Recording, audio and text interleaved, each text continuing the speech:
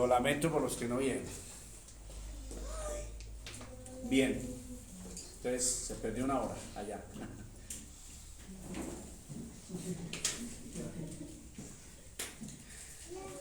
¿Dónde está la alegoría? Pues sencillo. El Señor tomó una ilustración de algo tan sencillo como es sembrar. Y la persona que siembra, entonces echa aquí en una bolsa la semilla, luego explica, entonces viene a explicar de que el que siembra es el Señor, ¿cierto?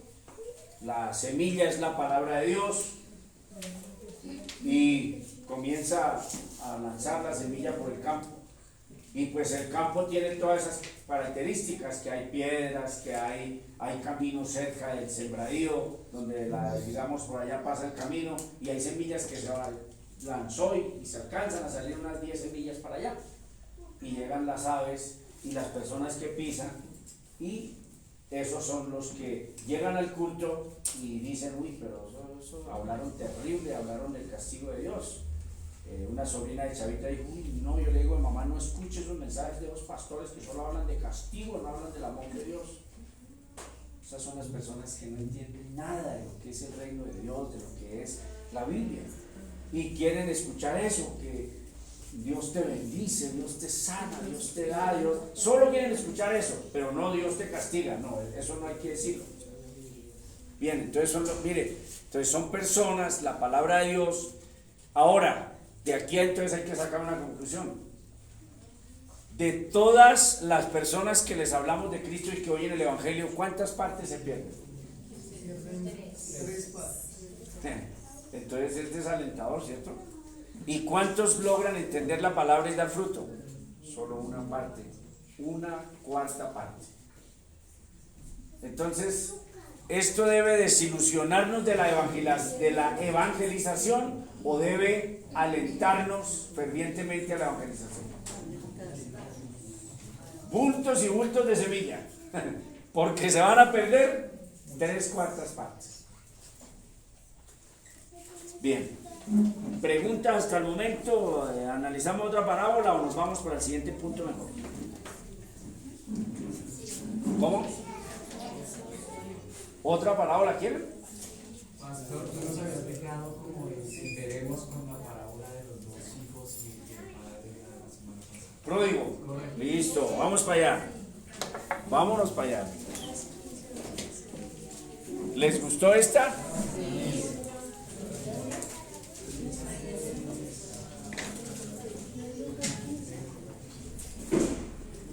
Entonces hay parábolas que son alegorizadas. El mismo Señor Jesucristo alegorizó y nosotros debemos seguir ese mismo, no debemos alterar lo que ya está alegorizado en la Biblia. Esta es una parábola alegórica, donde una situación de campo, de siembra, ilustra el reino de Dios.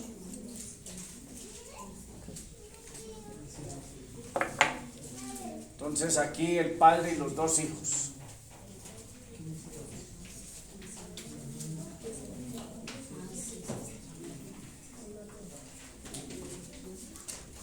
¿Dónde está? ¿En la Biblia? Sí, claro. Lucas 15:11.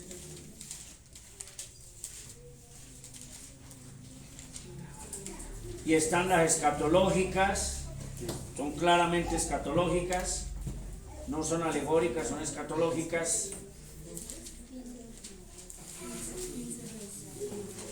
La parábola del hijo pródigo. Entonces lo primero que hay que hacer es que el título está mal.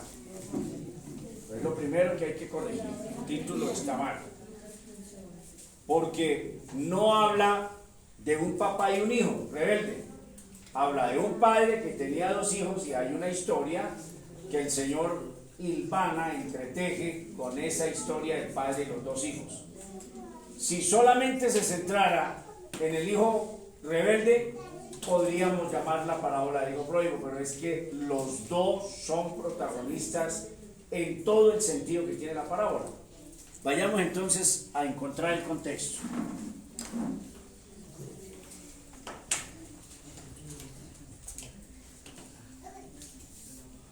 creo que ya habíamos hablado, ¿cierto? A medida que habíamos hablado, se acercaban a Jesús todos los publicanos y pecadores para oírle, y los fariseos y los escribas murmuraban diciendo: este a los pecadores recibe y con ellos come. Bien, entonces ese es el contexto y ya nos dio el sentido que tiene la palabra. Ya usted tiene el sentido, para que no vayamos a cuando nos toque dar parábolas, entonces simplemente ahí a lo que se nos ocurra, no. Mejor dicho, eso queda rotundamente prohibido en nuestra iglesia. Voy a ver qué entiendo. No, si usted no entiende, no explique nada, porque usted no está entendiendo. Tiene que entender de qué está hablando ahí para hablar. ¿Listo? Bien. Entonces, primero dijo la de la oveja perdida, luego la de la moneda perdida, que está hablando en el mismo sentido, que es de los perdidos, de las personas que están perdidas sin Cristo, que están lejos de Dios. Ahora, entonces nos va a hablar de Dios. También dijo: un hombre tenía 2 hijos. Entonces, padre,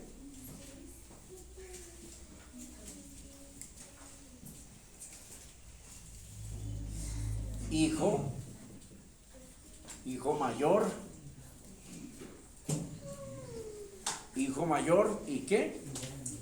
Hijo menor.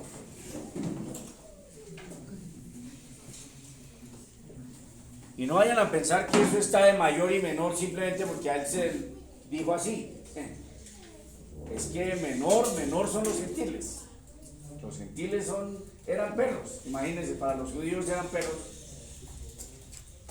De pronto que había unos de raza, unos pitbull, pero eran perros. Sí.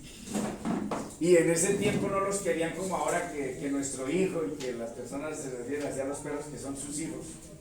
Dios mío, que eso es un pecado ir a decir eso. Bien. Un hombre tenía 2 hijos y el menor de ellos dijo a su padre: Padre, dame la parte de los bienes que me corresponden, y le repartió los bienes. Entonces, aquí le vamos a llamar las bendiciones o gracia. La gracia común. La gracia común. ¿Listo? ¿Cuál es la gracia común? La gracia común es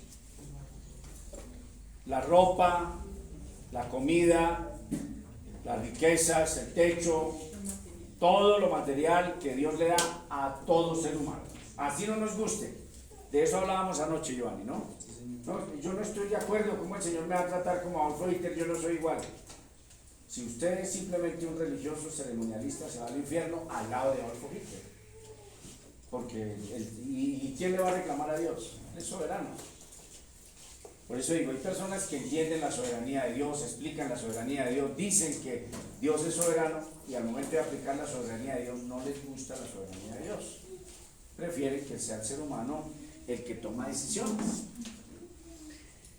Bien, repartió los bienes, y muchos días después, juntándolo todo, el hijo menor se fue lejos a una provincia apartada, y allí desperdició sus bienes viviendo perdidamente. ¿Es lo que hace el mundo? ¿Es lo que hacen los hombres ricos con todo su progreso y con todas sus cosas? Reciben y reciben. Mire, algo crudo que yo he dicho: los inconversos y los que aborrecen a Dios tienen mejores cosas que nosotros, mucho mejores cosas: carros finísimos, casas finas, ropa finísima, viajes, sexo, al punto de decir que se les perdió la cuenta con cuántas mujeres han estado, a ese punto de hablar de esas cosas así. Entonces tienen todo, y hasta lo tratan de humillar a uno diciéndole que a ellos le piden a Dios cosas y Dios se las da, es así rapidito, puntual. O sea, la demora es decirle y se las da puntual. ¿Viviendo cómo? Perdidamente. Y cuando todo lo hubo malgastado, vino gran hambre en aquella provincia y comenzó a faltarle. ¿Sí lanza Dios castigo o no? ¿Sí aprieta el Señor y cierra el cielo y comienzan a llegar momentos de crisis económicas tremendas en el mundo entero? Claro que sí, ¿cierto? Bien. Y fue y se arrimó a uno de los ciudadanos de aquella tierra, el cual le envió a su hacienda para que apacentara cerdos. Eso es a propósito.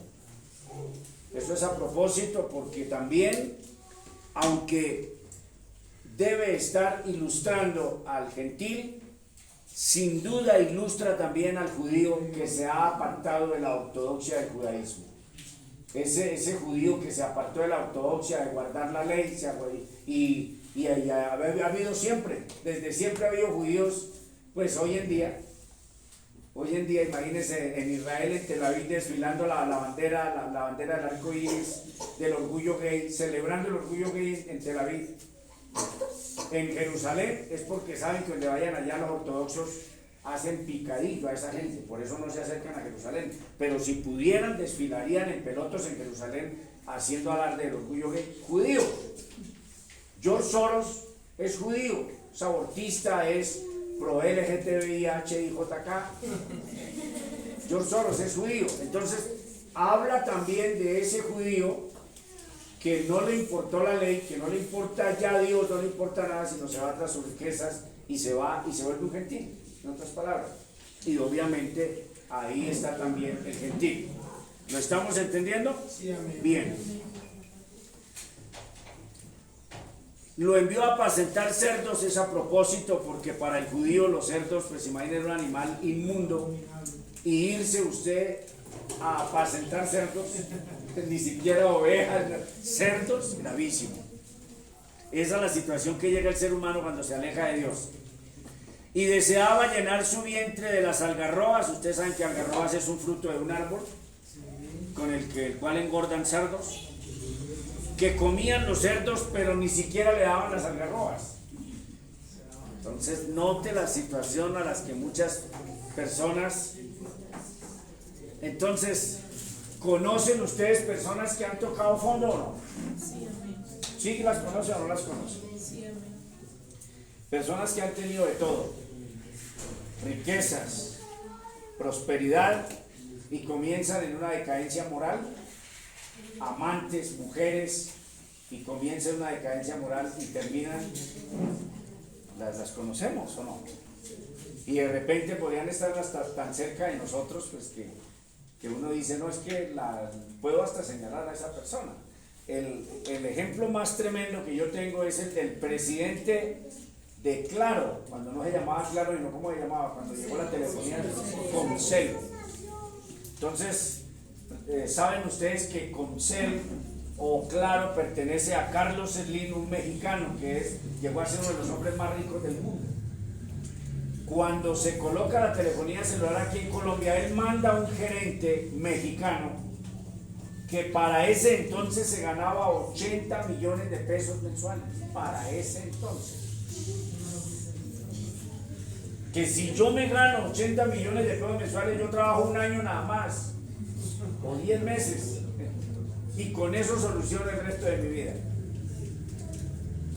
Dice que esta persona, este mexicano, trago, prostitutas, todos los fines de semana para sus compañeros, las prostitutas más caras, y comienza su decadencia. La familia lo abandona, su esposa se va. Comenzaron irregularidades, claro, uno borracho trabajando, hincho y drogado y todas estas cosas, y solamente pensando en sexo y en todo eso, comienzan a haber unas irregularidades, unas demandas aquí, y cuando llega a oídos de Carlos, entonces lo despide.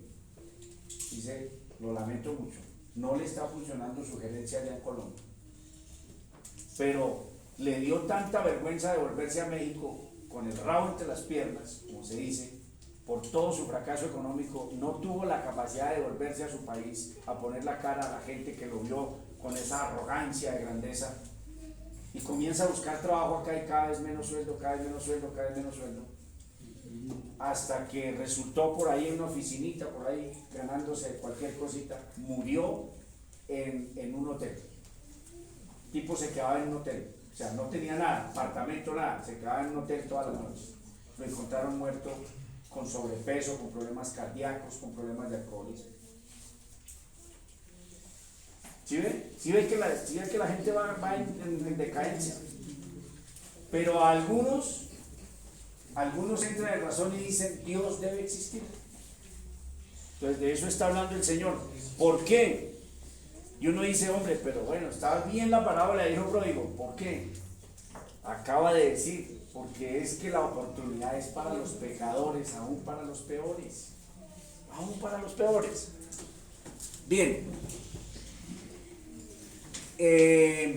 Y volviendo en sí, hay algunos que vuelven en sí. El pastor de Casa Roca, Casa sobre la Roca, Eduardo Silva. Darío Silva. Después de ya estar totalmente quebrados, sin saber ni siquiera cuánto era que debía, y cuando toma la determinación del suicidio, se le aparece Dios. Y hoy en día es un pastor. Y en lo que yo le he escuchado, es un pastor ortodoxo. O sea, todas las veces que le he escuchado hablar, siempre está hablando de la Biblia, explicando bien, nunca de esto de la prosperidad, no. Pues obviamente el pastorea gente estrato 6, ¿no? Sí, claro, eso es así.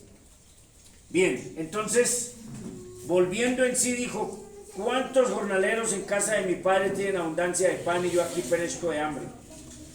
Me levantaré, iré a casa de mi padre y le diré, Padre, he pecado contra el cielo y contra ti. Ya no soy digno de ser llamado tu hijo, hazme como uno de tus jornaleros. Y levantándose vino a su padre, y cuando aún estaba lejos lo vio su padre y fue movido a misericordia, y corrió y se echó sobre su cuello y le besó. Y el hijo le dijo, Padre, he pecado contra el cielo y contra ti, ya no soy digno de ser llamado tu hijo. Y el padre, cuando le iba a decir que lo hiciera como uno de sus jornaleros, el padre no lo dejó hablar más.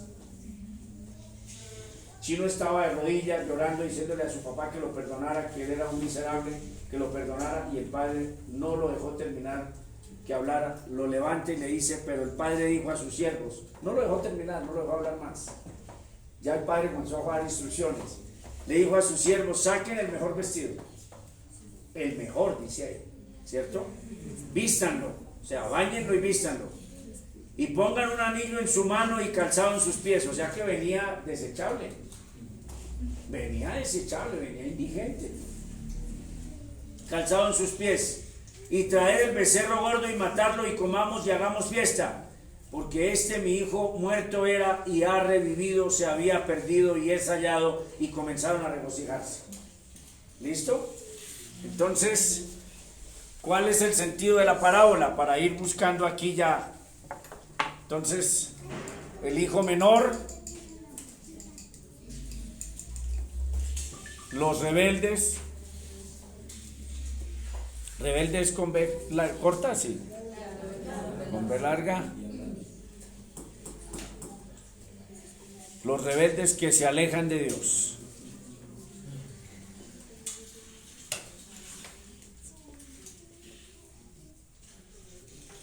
¿Cierto? Y usted pone en paréntesis los perdidos.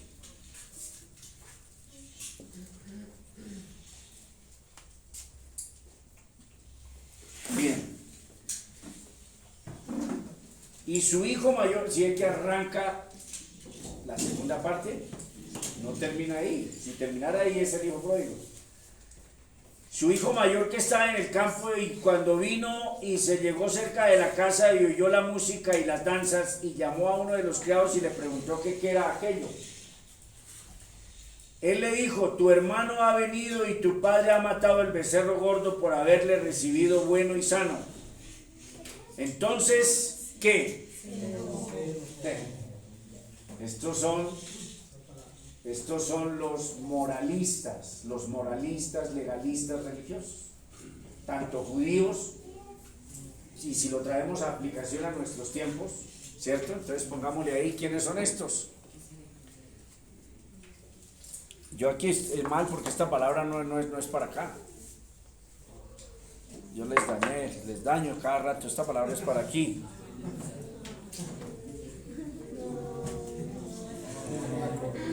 Yo les he dicho, cambien de pastor, cambien de... Sí, esa es...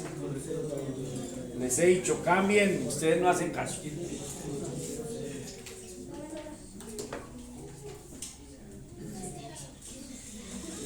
Pero el regaño tenemos que compartirlo porque ustedes tendrían que haberse dado cuenta que el que recibía gracia común era este, que le había dado todos los bienes, se los dio, se los entregó. Bien. Entonces estos son religiosos, moralistas,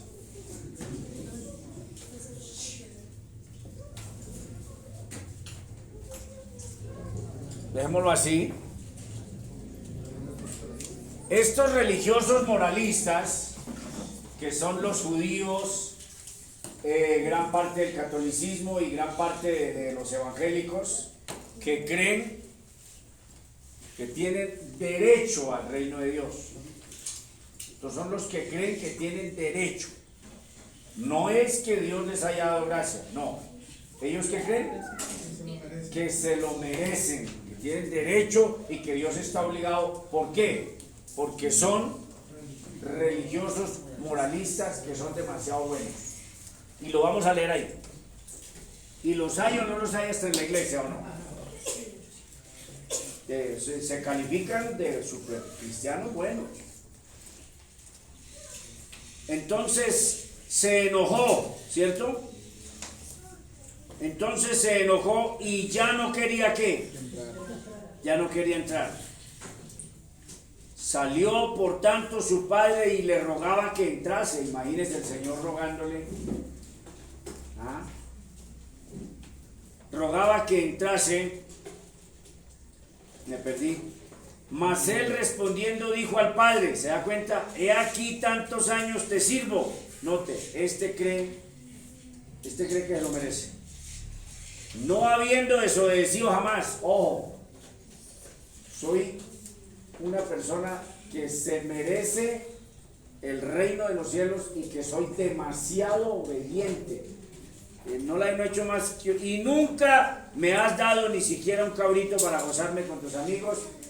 A los mundanos les das cosas, casas, carros, y yo que soy pastor, una simple bicicleta. Y tengo que ir a trabajar y a mojarme y comer polvo, y en cambio los adúlteros y todas estas personas les das plata para que derrochen, para que entiendan la ilustración, ¿cierto? Pero cuando vino tu hijo que ha consumido tus bienes con rameras, has hecho matar el becerro gordo. Él entonces dijo, hijo, tú siempre estás conmigo, ¿se da cuenta? Y todas mis cosas son tuyas, mas era necesario hacer fiesta y regocijarnos, porque tu hermano era muerto, ha revivido y ha revivido. Se había perdido ¿qué? Y es allá. Entonces, este Padre es Dios, el Dios que imparte a los perdidos, a estos les imparte gracia y misericordia.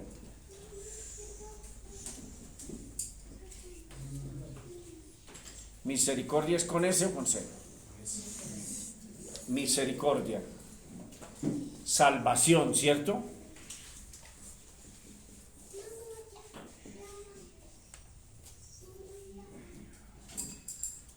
Ese es Dios, que vino a salvar al que no se lo merece. Entonces, el sentido de la parábola del padre y los hijos, ¿de qué está hablando? De la gracia. ¿De qué está hablando? Del perdón. ¿De qué está hablando? Del amor. ¿De qué está hablando? Por su contexto le está diciendo a los escribas y fariseos que ellos se están comportando como el hijo mayor. Sí. Con los gentiles. Sí. Con sus hermanos judíos que se han gentilizado.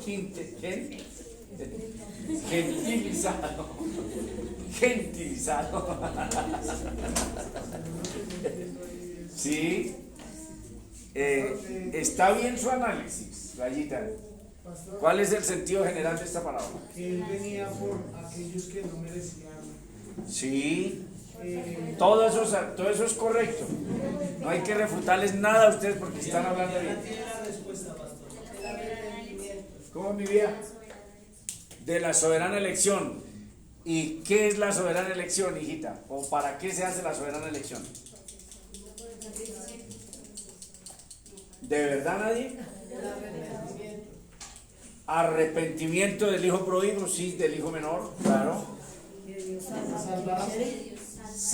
Salvación, no le metan más nada porque la dañan. Salvación, el sentido es la salvación. ¿Cuál es el sentido general de esta parábola? La salvación. Ahora sí, digan a esta palabra, díganle todo lo que dijeron porque encaja perfectamente. Entonces, colóquenle el argumento de Brian, su contexto. Le está diciendo a esta gente que en su arrogancia religiosa le están diciendo a Dios que ellos se merecen, porque es que le está, mire, cuando vuelve usted y lee, como le contesta al papá, le dice, siempre he estado contigo, es decir, nunca me he ido al mundo, yo siempre he sido religioso desde niño, siempre he cumplido tus leyes, y el judío dice eso, ¿cierto? Ahora está diciendo, nunca te he desobedecido. Esas son palabras mayores. Esas son palabras fuertes que uno le diga a Dios que nunca le ha desobedecido. Ahora, tercero, le reprocha y le dice, a mí no me has dado nada.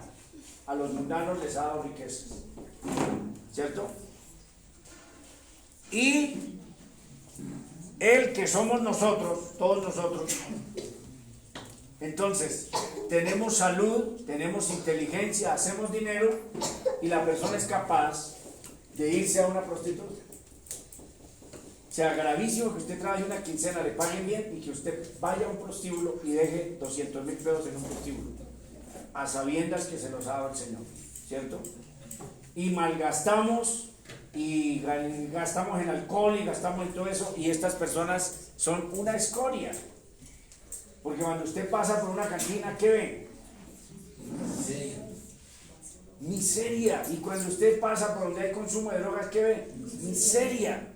Usted queda horrorizado de ver ese panorama. La salvación, dice el Señor, es para esos perdidos.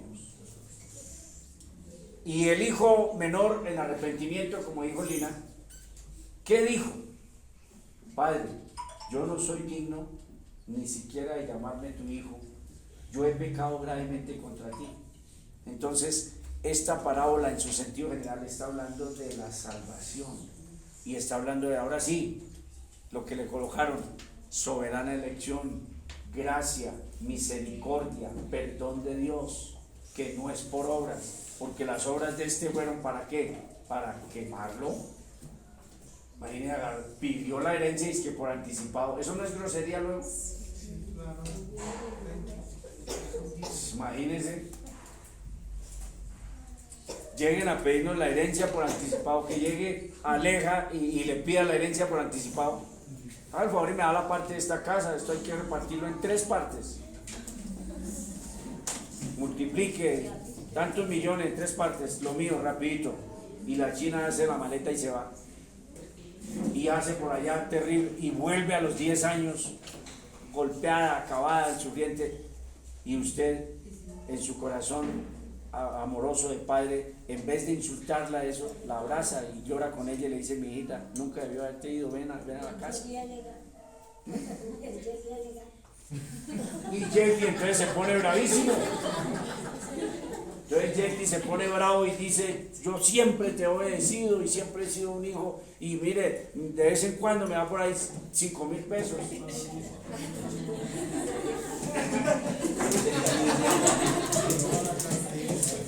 Entonces, ¿se entiende la Biblia? Se entiende. ¿Por qué lanzó esta parábola? Lo acaba de decir Brian. ¿Por qué lanzó esa parábola? Ya saben, la salvación es la salvación. ¿Pero por qué la lanzó? Para que los israelitas pudieran entender que vino a él y no lo recibieron. No lo recibieron, ok. ¿Por qué lanzó la parábola, Brian? Sí, aquí en verso 2, por ejemplo, dice los escribas y fariseos murmuraban diciendo, a los pecadores recibe y con ellos come.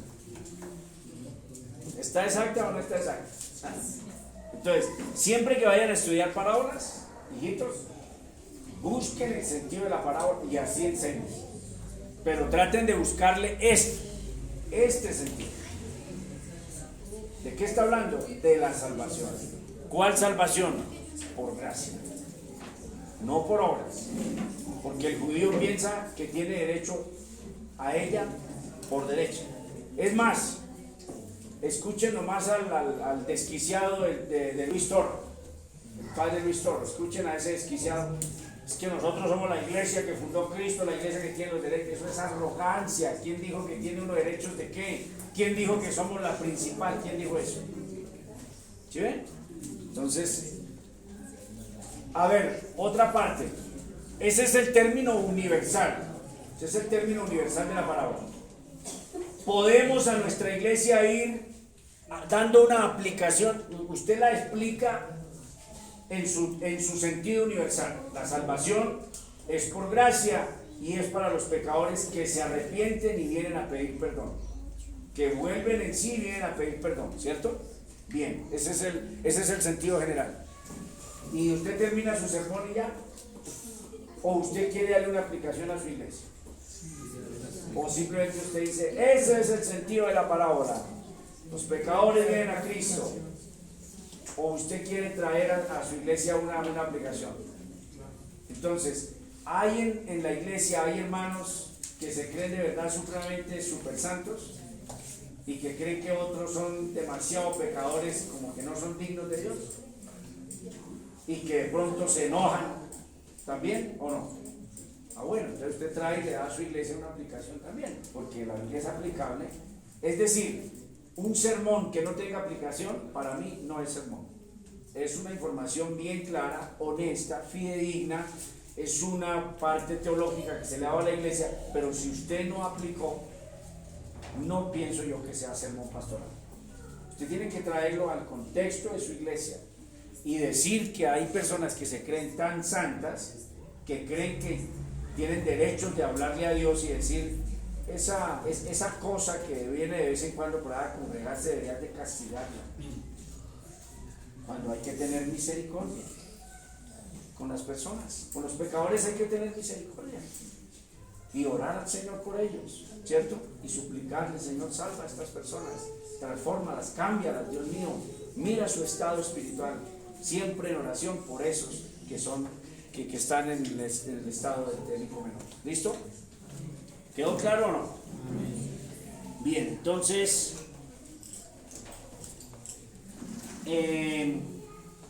aprendimos ya lo de la alegoría. Esta parábola no es alegórica, esa manera más bien de ilustración. Ahí está hablando el Padre es Dios, pero está hablando de personas reales y una historia de un padre que tenía hijos y herencia y situación real. La otra parábola es alegórica porque está hablando de unas aves que se comen la semilla, pero esas aves es el maligno y son los amigos y estas personas que vienen a sacar del corazón, ¿cierto? Y los pedregales y todo eso. Esta es una parábola en un sentido más ilustrativo. Entonces, del concepto de una familia real, de un padre que tenía 2 hijos y que el menor es más rebelde y es necio y se va y se gasta todo, pero que decide volver y que el padre lo perdona.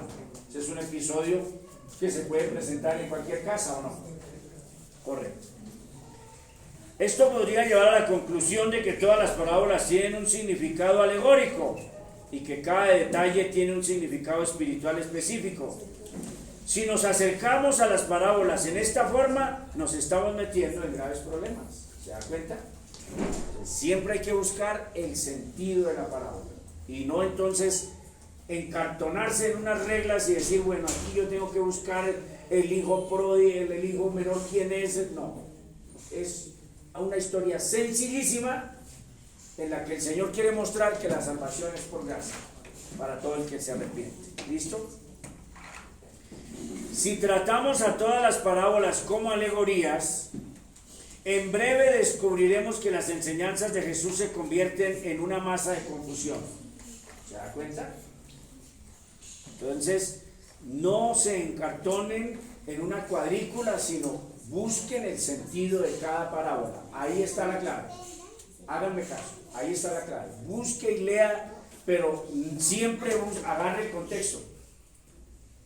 ¿De dónde viene? Entonces, por ejemplo, dice Brian, el verso 2 está diciendo que los escribas y los fariseos estaban murmurando groseros porque recibía a pecadores, publicanos, que eran los judíos que se habían gentilizado, se habían ido con Roma y antes pasaban hoja de vida para cobradores de impuestos y sacaban de ahí, los odiaban. Mire, odiaban más a los publicanos judíos que a los mismos romanos, porque decían, estos nuestros hermanos trabajan para ellos y nos cobran los impuestos y sobrecobran para sacar tajada. Entonces, cuando iba con semejante multitud y se para Zaqueo en un árbol para mirarlo, y se paró en el árbol también para ser modesto, para disimular, porque sabía todo el odio que le tenían. Y cuando el Señor le dice, baja que no va a quedar en su casa, ¿cómo cree que volvió el pensamiento de todos los que estaban ahí? Porque no estamos de acuerdo que los pecadores se salven. Dios mío, perdónanos, Señor, cuando pensamos que somos demasiado buenos. Líbranos, amado Dios. Bien. Muchas de las parábolas simplemente no se presentan no se prestan bajo ninguna circunstancia a una interpretación alegórica. Podrá ser divertido, especialmente en las predicaciones, permitir que nuestra imaginación vague libremente buscando el significado alegórico de los detalles de las parábolas, pero no será edificante. Entonces, tengan cuidado con eso. ¿Qué nos dice Marcos 4? Marcos capítulo 4.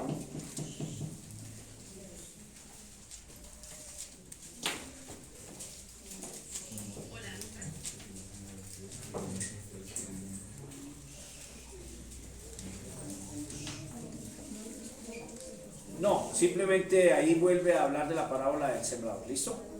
Entonces olviden. Nos vamos a la regla número 10. Regla número 10.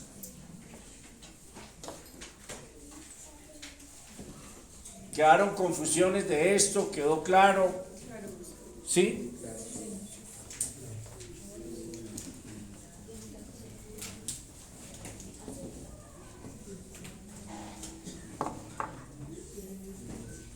A los que les gusta alegorizar, eso es tremendo y es muy peligroso. A toda hora quieren estar espiritualizando y alegorizando todo episodio. No, hay que darle un sentido real.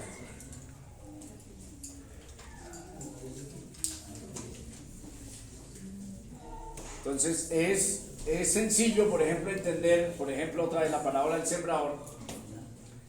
Es sencillo entender que está alegorizando porque la tierra no son personas. Los espinos no son personas y los caminos no son personas.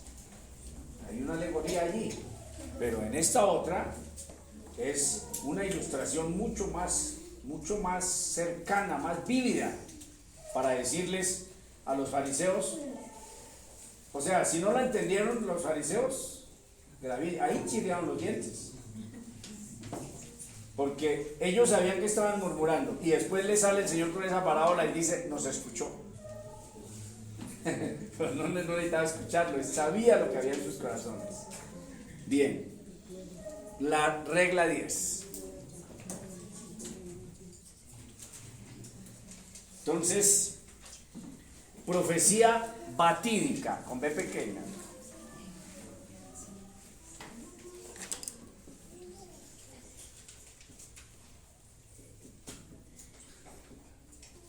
Profecía.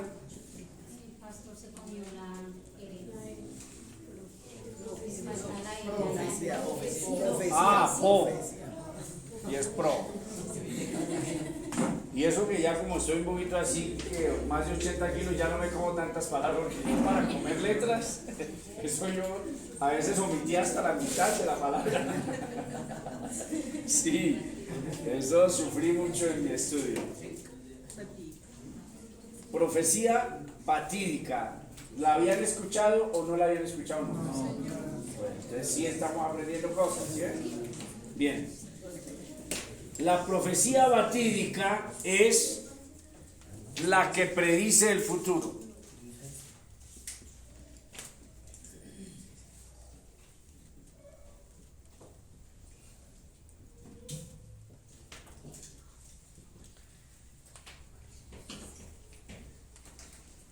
Hay también profecía navítica o naví y profecía profeteu. Entonces está el que habla delante de Dios y está el que habla en lugar de Dios. Son dos cosas diferentes. Entonces el que habla en lugar de Dios es el pastor que está exhortando, que está enseñando, edificando a su iglesia. Él es profeta en la iglesia. Y está la profecía, que es hablar de lo que va a suceder en el futuro, ¿cierto? De esa profecía ya no hay en nuestros tiempos. Y el que diga que es profeta, lo es, pero falso. Entonces no hay. Hay profetas como su pastor, como los pastores que ustedes conocen, que domingo a domingo les profetizan en el púlpito en lugar de Dios o en nombre de Dios. Estamos hablando en nombre de Dios. Él es su palabra y nosotros, pero aquello de que delante de Dios o ante Dios, que Dios dijo que sucederá en tantos años, ya toda la profecía está aquí. El canon ya se cerró, ya no hay lugar a más profecías. De manera que todos los que hay son falsos. Pastor, y si una persona de pronto tiene un sueño y dice, eso es diferente, el Señor le está dando un aviso, una alerta personal de que tenga cuidado con algún aspecto, que hay cosas, esos son cosas totalmente diferentes en aplicación individual, personal. Pero eso, como todos estos dementes desquiciados que el Señor me mostró que viene yo no sé qué cosas para Colombia, eso es completamente falso. No hay eso hoy en día.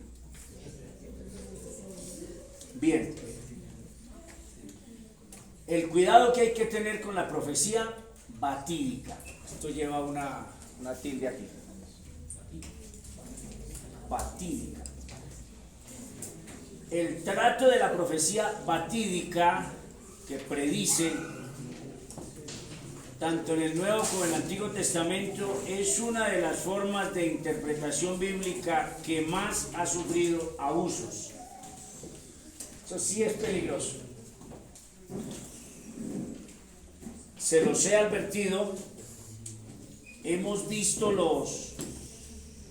las consecuencias. Vieron ustedes a Armando Alducin, al gran Armando Alducin, al brillante Armando Alducin llorando en las redes sociales pidiendo perdón por darse uno demasiado agrandado, que lo sabe todo, que lo entiende todo, y comenzar a tratar estas profecías, a darles nombres a todas estas cosas. Mire, la profecía es de lo que más ha sufrido abusos a través de toda la historia.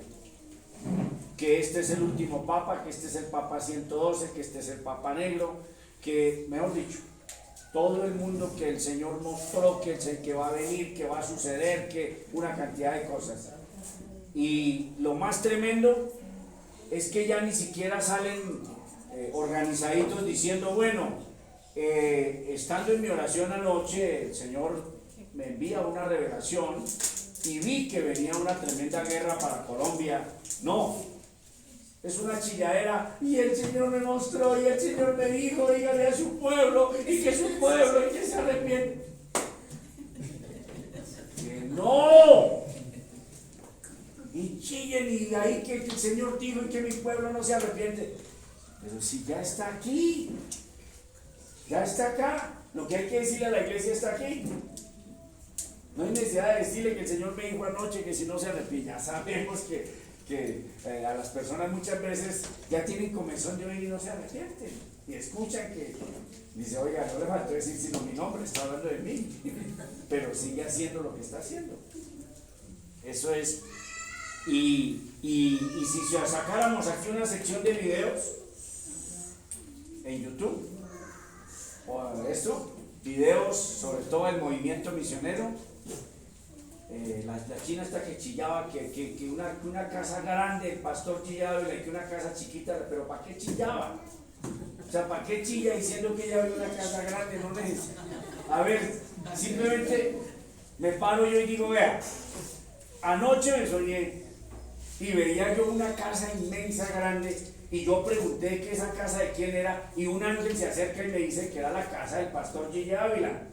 Pero estando yo así a la expectativa, de pronto veo una chocita, una casita chiquitica al lado de esa, y entonces le pregunto al ángel y le digo, ¿y esa chiquitica de quién es? Y oiga, tal sería mi desilusión y mi tristeza que el ángel me dijo que era mía, porque yo todavía soy muy mediocre, una cristiana. Y el Señor me dijo, esa es tu casa, ¿por qué no te esfuerzas? Porque no hay una. Ay, Señor. No, yo no quiero pertenecer, ya nunca más. Y miren, mis amores, si ustedes quieren pertenecer a esas iglesias, hay altas y la puerta está ahí. En esta iglesia, mientras el Señor nos dé su gracia, aquí lo que vamos a hacer es a enseñar la vida. Eso es lo que vamos a hacer acá, hasta que nos muramos, o hasta que Cristo venga. Pero ya esas cosas, esas gariterías, eso, alabanza, eso ya se acabó. Ya no hace parte de nuestra iglesia. Así recibamos las críticas que recibamos, lo que sea. Aquí lo que vamos a hacer en nuestra iglesia, por la gracia del Señor, es que enseñar la Biblia. Las emociones las tenemos. Su pastor es emocionalista, llora también. Yo lloro, pero ustedes dirán, pero pastor, usted dice que llora y usted está en Chile y se acaba enseñando allá. Sí, yo lloro también. Pero lloro cuando la palabra de Dios me toca, cuando, imagínense, Padre mío, los que tú me has dado, donde yo quiero que estén donde yo estoy a tu lado, y eso me conmueve mi corazón, de que el Señor le haya dicho a su Padre que Él me va a llevar a mí, a donde, que quién me puede cambiar esa realidad. Pues lloro de alegría. Que el Señor me dijo que mi pueblo. No, iglesia, no lo hagamos, ¿listo? Bien. Las interpretaciones abarcan desde el modo escéptico, entonces hay dos formas. ¿Están nuestros niños alegres hoy otra vez? Sí.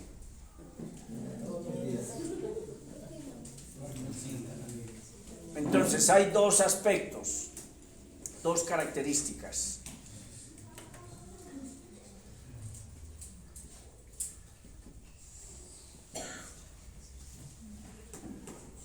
Dos características. Entonces una es el escepticismo.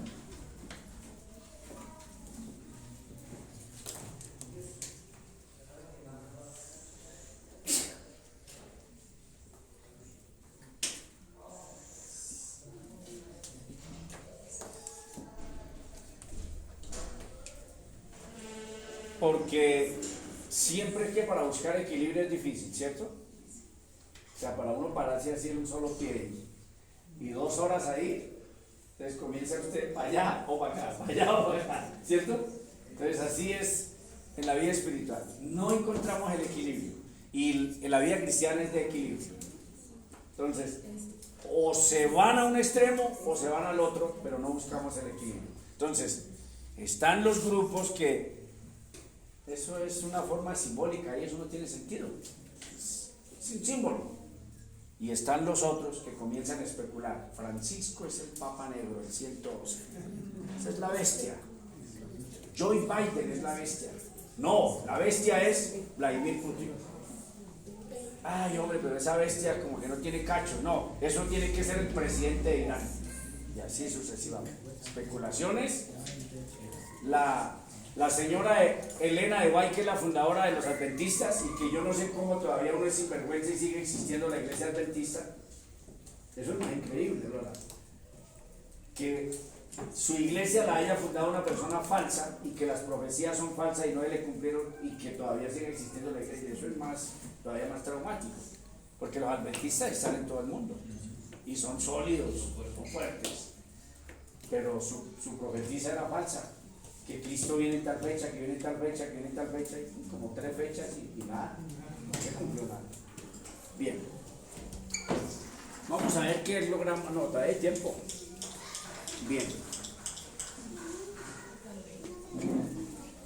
Desde el escéptico naturalista, el cual virtualmente elimina totalmente la profecía fatídica, al desorbitado método de ver en cada evento contemporáneo un cumplimiento literal. Ya se lo explico, ¿cierto? Invadió Rusia a Ucrania, eso está en Ezequiel 32. Israel está arrasando con Gaza, Isaías 28. Ahí está, miren, clarito, miren, esto que dice acá, esos son los tanques de guerra. Y así, y comienzan a una especulación tan bárbara, pues que eso es terrible. Otro ejemplo, a ver si hay algún otro ejemplo que se me pueda ocurrir. Personas, movimientos, gobiernos, todo esto tratan de ellos de encontrarlos ahí en la Biblia. Mejor dicho, casi que dicen, aquí no falta sino que diga el Papa Francisco, pero este es el de Ezequiel 28, es este. Sí, no hay que hacer así, no hay que hacer así. ¿Qué le pasó a Yusen? A ver, ¿se acuerdan de qué le pasó a él? A ver, ¿qué fue lo que le pasó?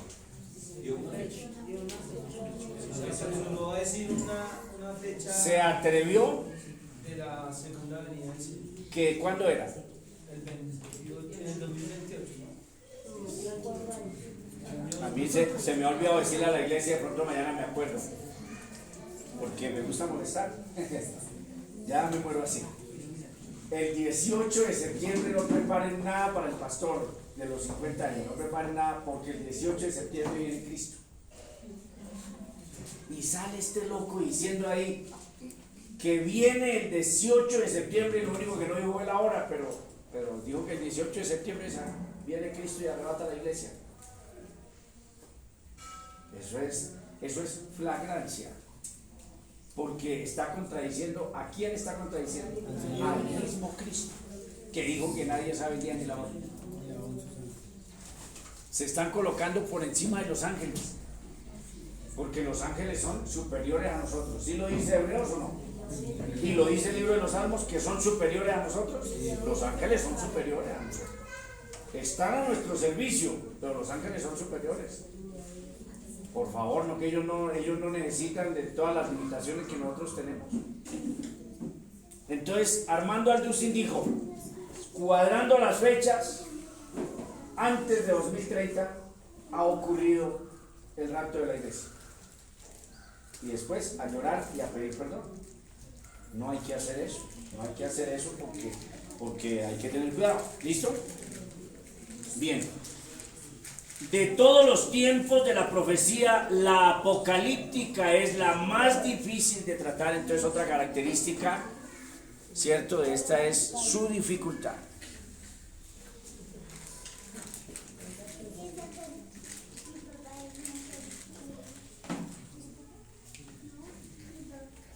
Cuando vayan a estudiar Ezequiel, se los pongo acá.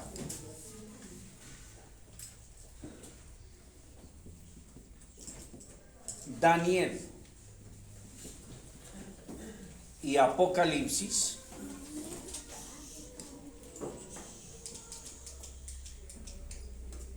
sepan que se están enfrentando a libros difíciles, no imposibles, sino que difíciles, no imposibles, difíciles. Ahora, ¿no debe el pastor Pedro exponer Apocalipsis en la iglesia, o sí lo debe exponer? O si no, sería grave, ¿cierto, Lolita? Uy, pero si el pastor le tiene miedo a Apocalipsis, pues entonces sí, lo es muy grave, sí, claro, y delicado. Bien, entonces, difícil, ¿cierto? La literatura apocalíptica se caracteriza por un alto grado, otra característica, de simbolismo. Sin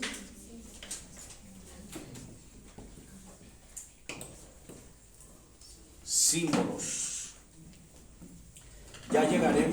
llegaremos a símbolos.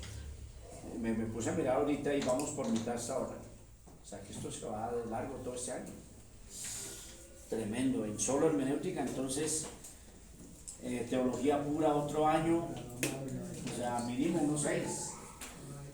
¿Estamos dispuestos o no? Paramos. ¿Ustedes dirán? Ustedes pueden mandar una nota secreta.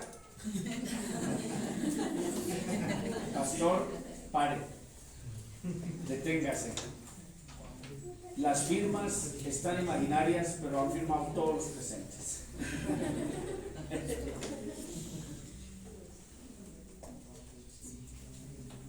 Imágenes simbólicas en ocasiones son interpretadas y otras veces quedan sin interpretar. Entonces, otra característica. Hay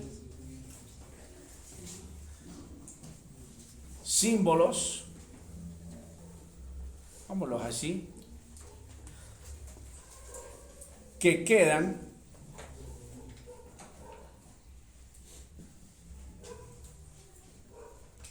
sin interpretar.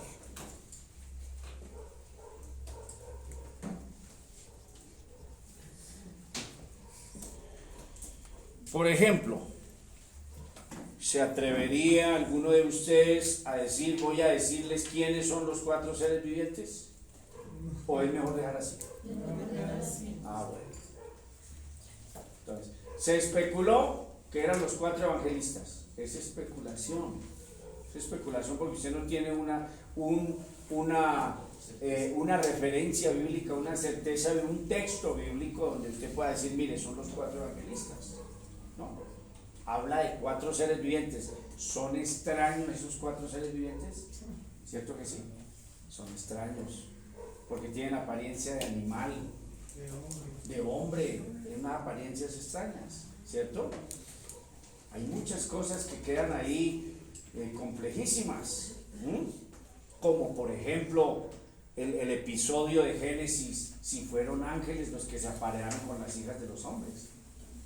Eso es mejor dejarlo en prudencia, ¿cierto? Y usted tiene que tener su convicción. Yo tengo la mía, para mí fueron ángeles, pero yo no voy a entrar en discusión con nadie por eso. No, esos fueron ángeles, y si usted no cree que son ángeles, entonces usted es herejo. No, eso así no es. Ah, bueno, usted cree que son los hijos de Seth, está bien, yo creo que son ángeles, pero eso no es para, o sea, eso es delicadísimo. Los 3 libros más prominentes que encajan dentro de esta categoría son, hay otros, como el libro, hay más libros proféticos de por sí, usted conoce que son los 5 profetas mayores y los 12 profetas menores, y el libro de Apocalipsis, ¿cierto? Y también encontramos profecías en Mateo 24, y bueno, todas Tesalonicenses, la segunda venida de Cristo. Eso es profético.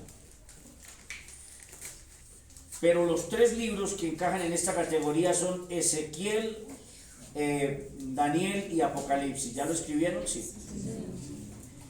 Es muy fácil confundirse con los símbolos de Daniel y el drama del Apocalipsis del Nuevo Testamento. Una clave importante para la interpretación de estas imágenes, pues vamos a comenzar a desglosar esto. ¿Ya esto estaba así? Sí.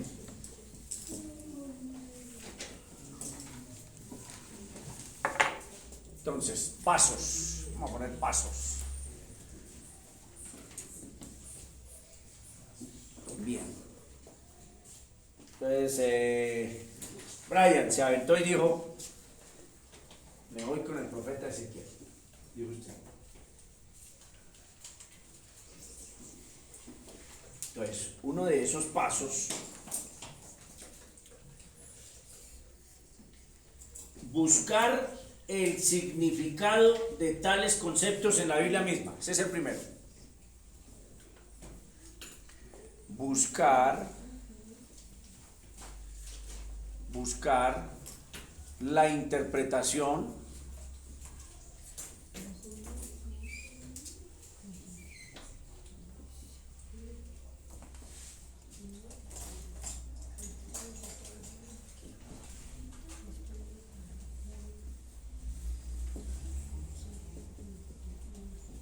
en la misma Biblia. Entonces usted dice, siempre uno que pide ejemplos. Entonces, por ejemplo, el agua, ¿qué simboliza el agua?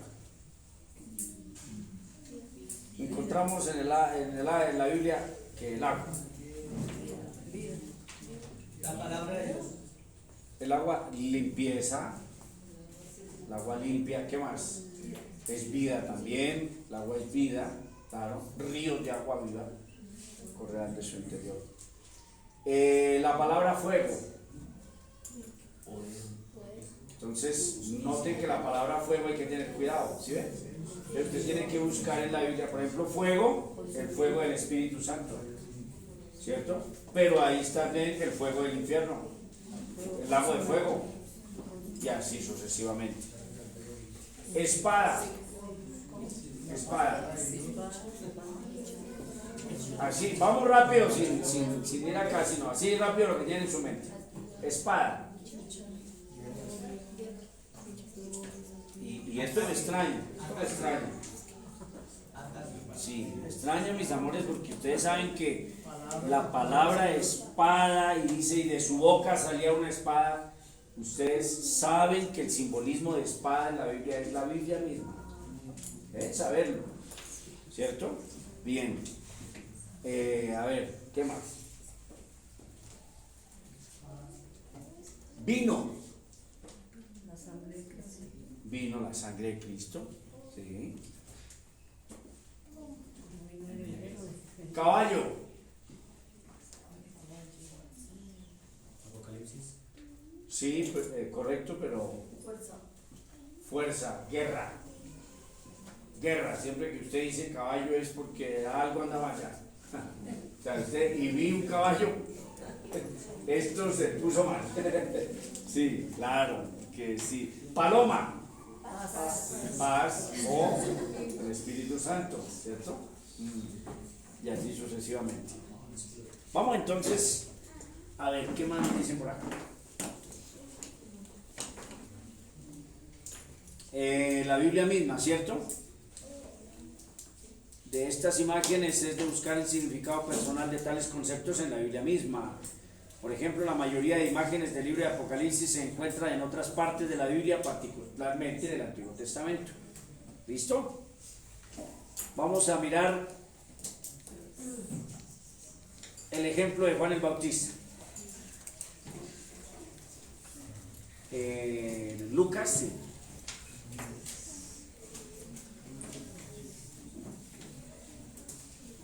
No, vamos a arrancar, mijo, desde Malaquías. Vamos a ir desde Malaquías, a ver. Va el tiempo que vuela, el tiempo vuela y nosotros dormimos. Malaquías 4.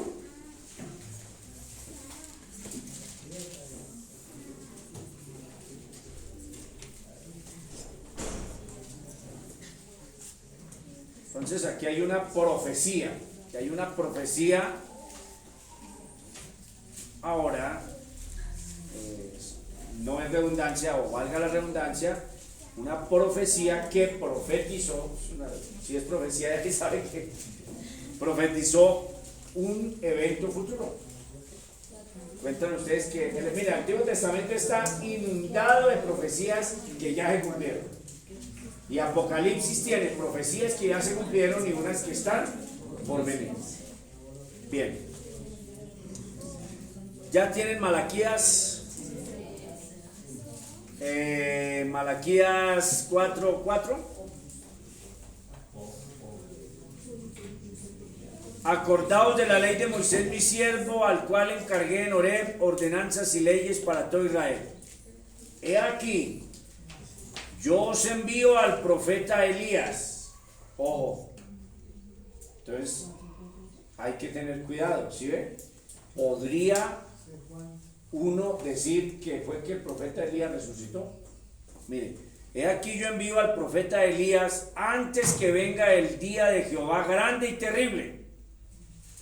Él hará volver el corazón de los padres hacia los hijos y el corazón de los hijos hacia los padres, no sea que yo venga y hiera la tierra con ¿qué? Con maldición. Bueno, arrancamos ahí. Ahora Juan, vamos a ir a Juan 1, la cita que nos dan aquí. Espero que...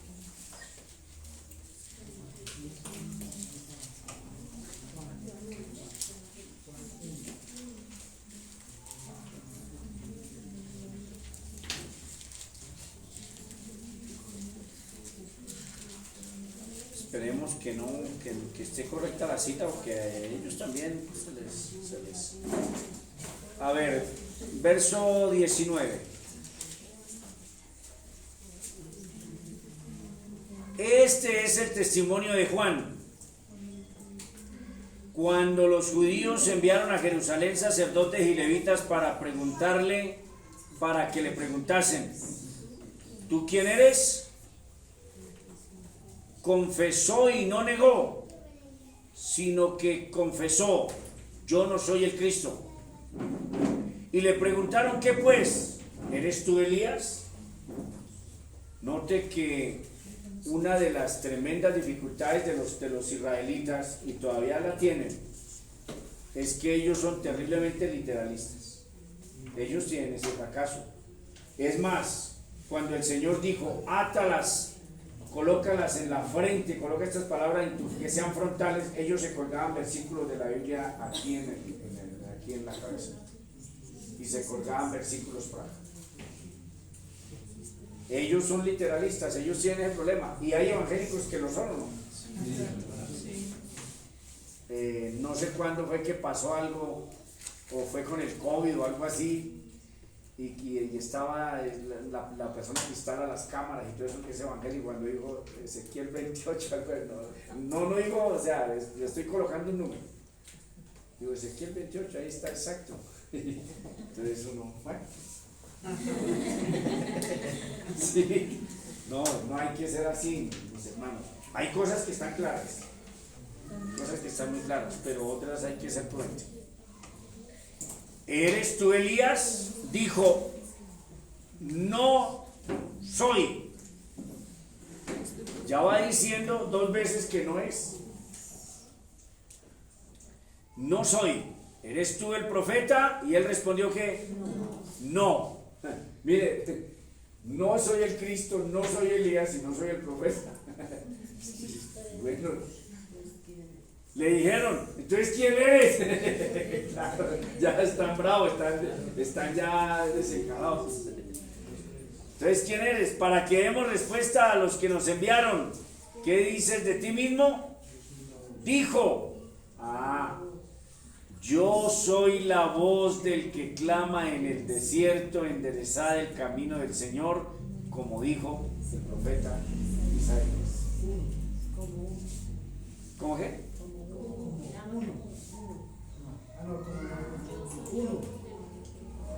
Yo soy la voz de uno que clama en el desierto, enderezad el camino del Señor, como dijo el profeta Isaías.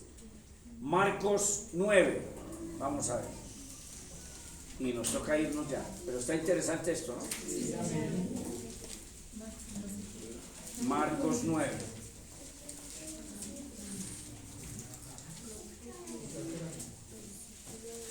Entonces, ¿cuál va a ser la tarea?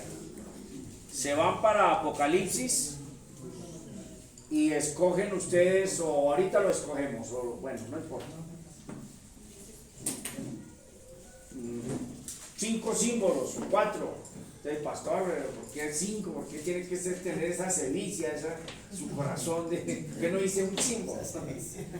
Sí. Escogemos ejemplos 5 símbolos y ustedes se van a la tarea de encontrar en la misma Biblia qué significan esos símbolos. Y esa es la regla general para tratar la profecía batida. Es interpretación en la misma Biblia. ¿Dije Marcos qué? 9.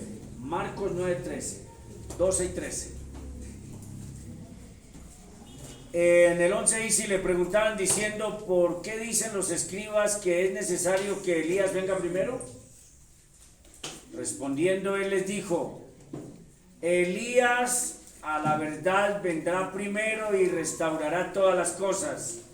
Y como está escrito del Hijo del Hombre, que padezca mucho y sea tenido en nada. Pero os digo, ¿qué? Le hicieron todo lo que quisieron como está escrito de él. Entonces, los escépticos dicen, mire toda esta cantidad de contradicciones que ya encontramos. Entonces, por allá está diciendo que va a enviar a Elías, ¿cierto? Malaquías dijo que va a enviar a Elías. Luego vino Juan el Bautista y los que saben le preguntaron que si era Elías, ¿y qué dijo? Que no era Elías. Y luego viene el Señor Jesús. Entonces, ¿a quién le creemos? ¿A Malaquías, a Juan o a Cristo? Todos están diciendo cosas distintas. ¿Se dan cuenta? Lo delicado que es esto. Entonces, y viene Cristo y dice que ¿qué? Que Elías ya vino. Entonces, nadie se está contradiciendo ni nadie está diciendo lo que no es. Lo que está diciendo es en la forma de Elías. Con ese mismo espíritu profético de Elías vendría Juan el Bautista, ¿cierto?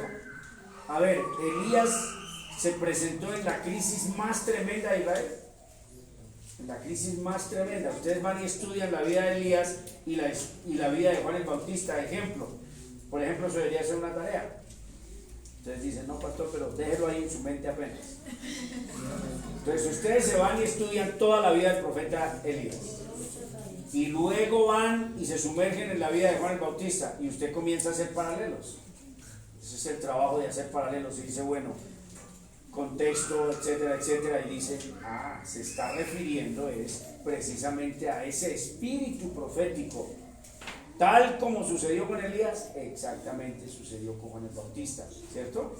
Ahora, otro mismo ejemplo de la Biblia dice, y enviaré a mi siervo Moisés.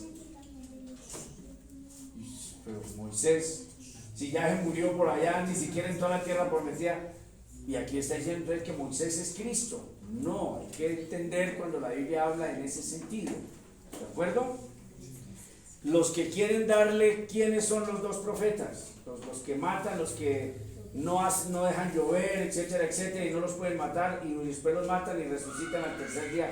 Y eso ha corrido tinta, pero ha corrido tinta de la segunda venida de Cristo, de quién es la bestia, de quién. Mire, se han escrito, mire, han gastado tinta de kilométrico y de eso, pero en forma. Y sabe que cuando usted lee todo ese, llega a ceros, que no sabemos quiénes son los profetas que van a venir, ya. No nos pongamos a decir que son Moisés, ni simplemente, ¿cómo dice Apocalipsis? Que unos profetas, ¿cierto? Usted explíquelo así, unos profetas, ya. ¿Por qué tiene que darle nombre a todo? No, ese gobernante, eso es Putin, ¿para qué tiene que darle nombre? Es un gobernante. Bien, mis amores, entonces, Apocalipsis. Pero no leí, o sí leí. Sí, que Elías ya vino. Mateo 11, y nos vemos. Mateo 11.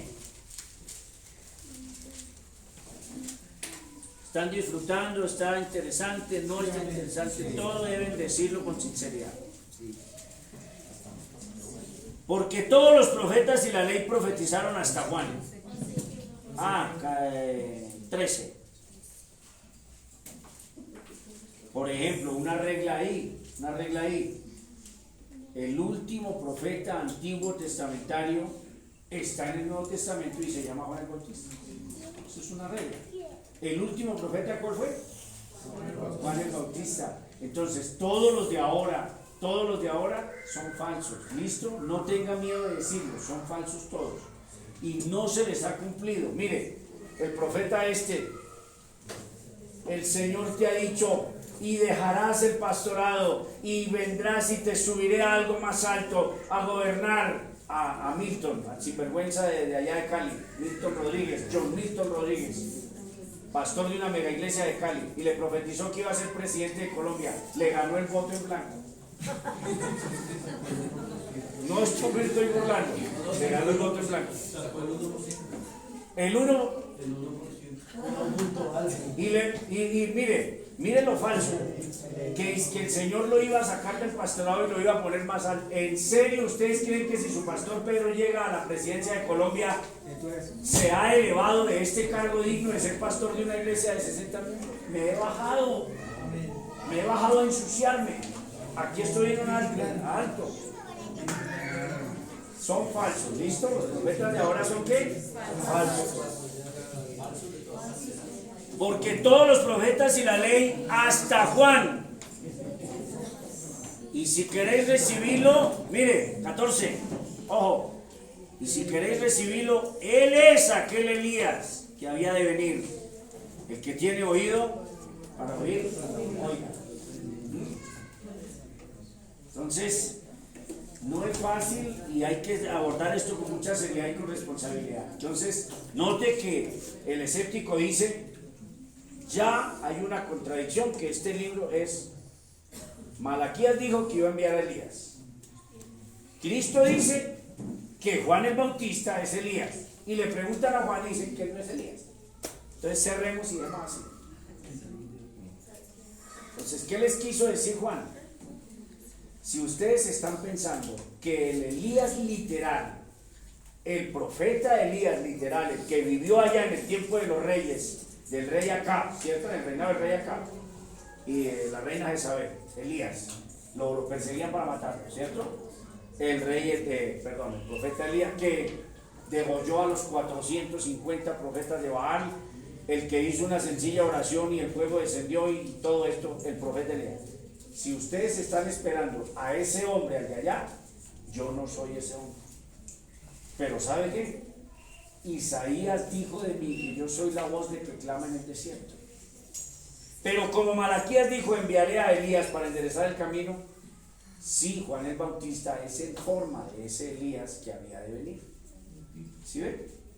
Entonces, cuando queremos buscar errores en la Biblia, solamente aliste un cuaderno de 100 hojas y se los va a encontrar. Pero cuando usted quiere amar la Biblia, la palabra de Dios, ella misma le dará luz. Señor bendito, se nos fue el tiempo. Apocalipsis.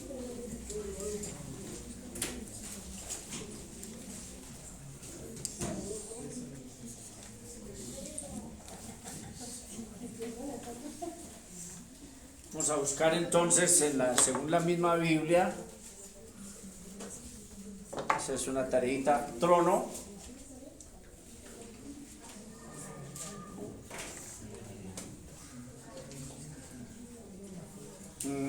Jerusalén.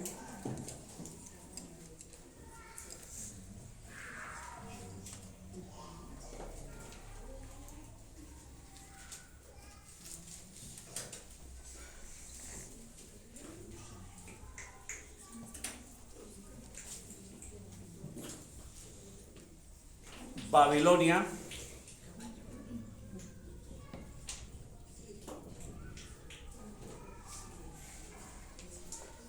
Van 3 hasta ahora nomás.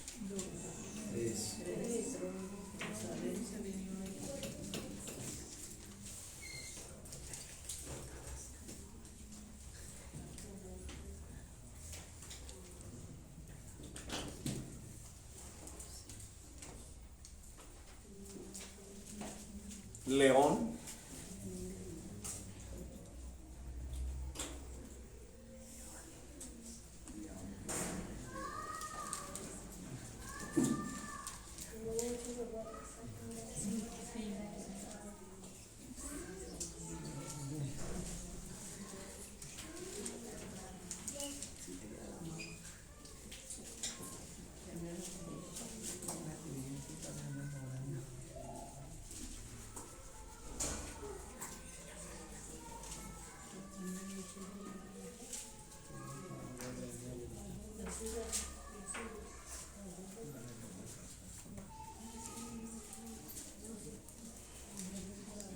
Trompeta.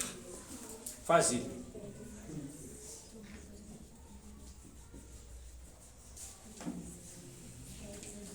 No hay que hacer nada extraño. concordancia bíblica y se buscan estas palabras. Aquí le puede arrojar 200, aquí unas 300, aquí unas 100, aquí, listo. Entonces, toca leer. Entonces, cuando ustedes lean, sacan una conclusión. Se lee primero y luego se saca una conclusión. Entonces, esta palabra, ¿para qué? Para que cuando uno va a Apocalipsis, entonces dice, si está hablando de un trono, según en todo el contexto de la Biblia, el trono significa tal cosa. Ejemplo, león. Cuando se lee entonces en la Biblia en términos generales, encontré que león también es el diablo, pero encontré que león también es Cristo. Pero en términos generales y según el contexto de Apocalipsis, león entonces es Cristo, ejemplo. ¿Sí ven? Y ustedes le van colocando aquí al frente. Y se sacan un 5. Fácil. Facilísimo.